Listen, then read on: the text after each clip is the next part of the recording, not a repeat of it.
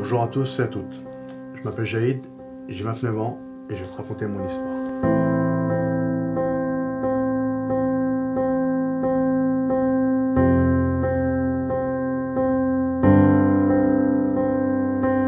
Je suis d'origine algérienne, j'habite à Montreux dans le 93. Je vais te raconter comment j'ai rencontré Jésus-Christ et ce qu'il a fait dans mon cœur. Écoute bien, reste bien assis et sois attentif. Dieu risquerait de te parler. Donc j'ai commencé à pratiquer ma religion islamique, le Coran, l'islam, parce que je suis algérien, donc j'étais musulman. J'ai commencé à pratiquer ma religion parce que ma vie, d'un jour au lendemain, elle a basculé dans les tourments, dans la détresse, dans la dépression. Et puis j'ai commencé à apprendre ma religion. Je me suis approché de mon père parce que je ne connaissais pas la pratique de ma religion, de mes 5 prières, je ne savais pas. Donc j'ai commencé à aller à la mosquée avec mon père et avec mon frère.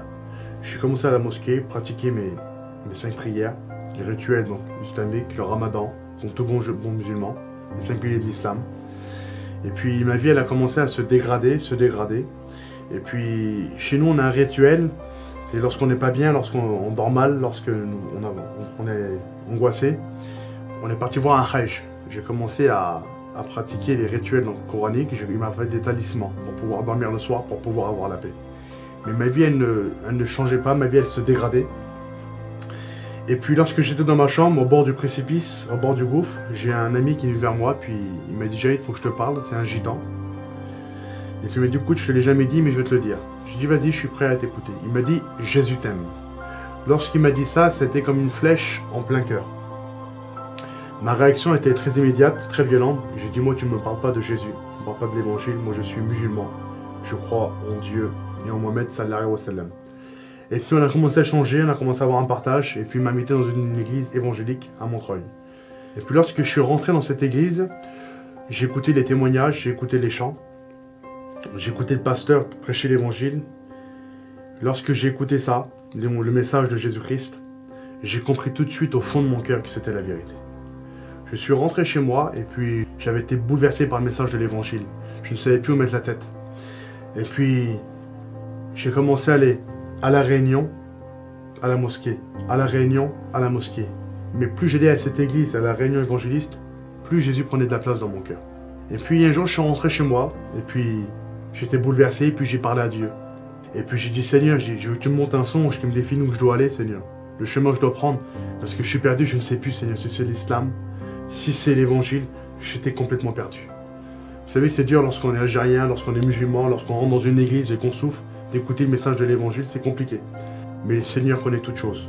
Je suis parti dans cette réunion encore à Montreuil.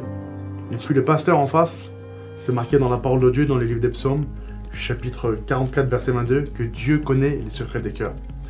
Le serviteur de Dieu en face a dévoilé toute ma vie, tout mon cœur. Il a fait un appel pour le salut, pour la délivrance, c'était mon cas.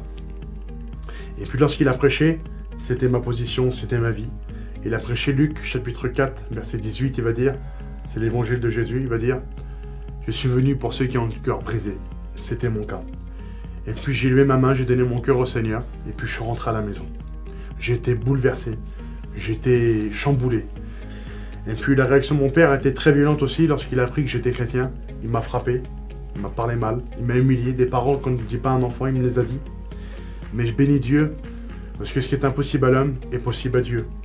Aujourd'hui, Dieu a fait des grandes choses dans ma vie. Dieu aujourd'hui a touché le cœur de mon père. Il est converti à l'évangile. J'ai ma mère qui s'est convertie à l'évangile. J'ai ma sœur qui s'est convertie à l'évangile. Il me reste 2 frères. Il y en a un qui sait que l'évangile c'est la vérité dans son cœur, mais il est encore lié. Et puis il faudra dire une chose aujourd'hui. Peu importe la souffrance que tu as, l'état de ton cœur, l'état de ta vie, il faudra dire une chose aujourd'hui. Livre de Daniel, chapitre 2, verset 21. Il est le Dieu qui change les temps et les circonstances. Il faudra dire aujourd'hui que Dieu est capable de toucher ton cœur, peu importe où tu es, peu importe la situation que tu as, ce que tu vis, par où tu passes, Dieu est capable d'agir. Je voudrais dire un dernier texte de la parole de Dieu qui a touché mon cœur, dans l'évangile de Jean, chapitre 6, verset 37. Parole de Christ, qui a touché mon cœur et qui pourra toucher la tienne. Jésus va le déclarer. Il va dire, je ne mettrai pas dehors celui qui vient à moi. Donc peu importe où tu es, pour te dire une chose, que le Seigneur t'accueille, que Dieu te bénisse.